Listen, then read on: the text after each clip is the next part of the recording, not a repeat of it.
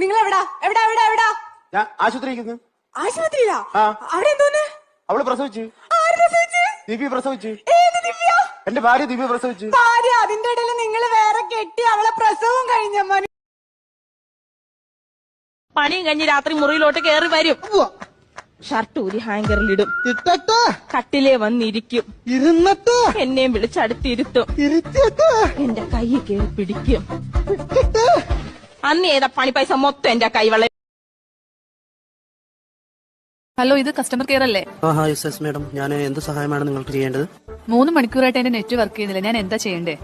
3 മണിക്കൂറായിട്ട് നിങ്ങളുടെ നെറ്റ് ശരിയല്ല അല്ലേ? ഓക്കെ, എന്നാ മാഡം പോയി വീട്ടിലെന്തെങ്കിലും. മരണം കിട്ടുന്നു. ഞാനിപ്പോ വന്നു. ചടങ്ങ് കഴിഞ്ഞ? ചടങ്ങിനൊന്നും ഞാൻ നിന്നില്ല, ഞാനിങ്ങി പോന്നു. അതെന്ത്? അവിടെ എല്ലാത്തിനും ഒടുക്കത്തെ ചാട. അവിടെയുള്ള അവൾമാരെ നോക്കിയേ എല്ലാരെയും നോക്കി ഞാൻ ചിരിച്ചു. പക്ഷെ ഒറ്റ ഒരുത്തികൾ എന്നെ നോക്കി ചിരിച്ചില്ല. ഇതെന്താ അവിടെ ഒരാൾക്കൂട്ടം? അത് അയാളെ ഭാര്യ എന്നും പാത്രം കഴുകുക തുണി കഴുകുക എന്ന് പറഞ്ഞു അയാളെ കൊണ്ട് എന്നും പണിയെടുപ്പിക്കില്ല. ഇന്ന് എന്തോ അയാളുടെ മൈൻഡ് തെറ്റിരിക്കായിരുന്നു. അയാൾ ഒറ്റ അലക്ക പെണ്ണിനെ അലക്കിയ വഴിക്ക് ചെവി പൊട്ടി ചോരൊലിച്ചു. ചെവി ഇപ്പൊ കേൾക്കാൻ പറ്റില്ല എന്നാ പറയണു. ഇത്ര ഒരു ചെറിയ കാര്യത്തിനാണോ അയാൾ തല്ലിയത്? പറഞ്ഞിട്ട് കാര്യമില്ല, ആളുടെ മൈൻഡ് മാറി. എന്താന്നറിയില്ല, എപ്പോഴും ചെയ്യണത് ഇന്നെന്തോ പറ്റി.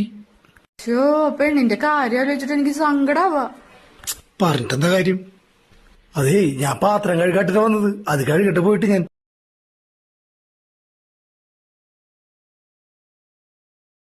കെട്ടിക്കൊടുന്നപ്പോ എന്തായിരുന്നു? പാല്, തേന്, ചക്കര.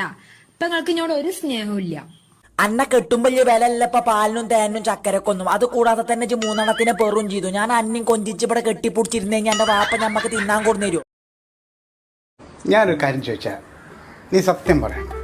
ഇവിടെ ആരെങ്കിലും ഒരാൾ സത്യം പറയണ്ടേ? ഞാൻ സത്യം പറയും. നമ്മളെ കല്യാണം കഴിഞ്ഞിട്ട് 17 കൊല്ലമായില്ലേ? ഈ 17 കൊല്ലത്തെ ജീവിതാനുഭവം വെച്ചിട്ട് എന്നെ പറ്റി എന്താണ് നിനക്ക് പറയാൻ? ഒറ്റ വാക്കി പറയണോ ഇച്ചിരി വിശദമായിട്ട് പറയണോ? നീ പറയേ, നിന്റെ ഉള്ളിൽ എന്താണെന്നുള്ളതൊന്ന് പറയേ. 17 കൊല്ലമായി. ഭയങ്കര ബോറായിരുന്നു. ജീവപര്യന്താണെങ്കിൽ കൂടി 14 വർഷം ഉണ്ടായിട്ടുണ്ടാവുള്ളൂ. ഇതിപ്പോൾ കൊല്ലം 17ആയി. എക്സ്ട്രാ 3 കൊല്ലമാണ് ഞാൻ തടവ് അനുഭവിക്കുന്നത്. ഇപ്പം ഞാൻ ജീവപര്യന്താണെങ്കിൽ പണ്ടേ ഫ്രീ ആയിട്ട് ഇതിലൊക്കെ നടക്കുമായിരുന്നു.